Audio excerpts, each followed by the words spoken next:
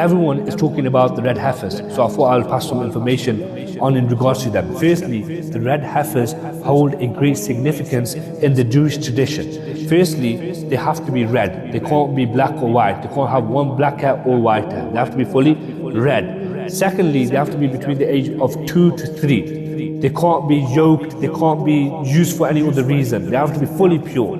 They were brought from Texas, 5 of them, all the way to Israel.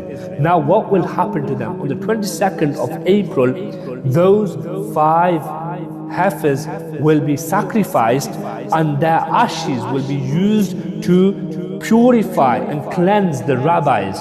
What will happen thereafter? Those rabbis will then make the intention of building the third temple.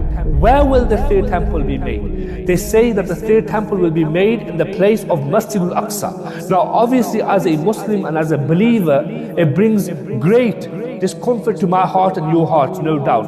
I was speaking to the Imam of Masjid al-Aqsa and he told me, he said, Amir, they have built so much underneath the Masjid of Al-Aqsa that I don't know how Masjid Al-Aqsa is standing. Now when I look back to what he was saying at that time, Sheikh Yusuf Abu Sanaina, and I see what is happening today with these Red Heifers, it just brings the reality more closer, that they are trying to bring about the Dajjal more closer. But what does Allah Almighty say in the Quran? Allah says they plan and you plan, and Allah Almighty is the best of planners, and the plan of Allah Almighty will come to reality. Doesn't matter what they do and how they do it. No doubt they have brought a holocaust about to those people of Gaza and Palestine. I pray to Allah Almighty that He alleviates their problems, and this thing that is going to happen, inshallah ta'ala, it makes our iman, our faith in Allah Almighty more stronger, inshallah. I've never heard of such a thing in Islam at all.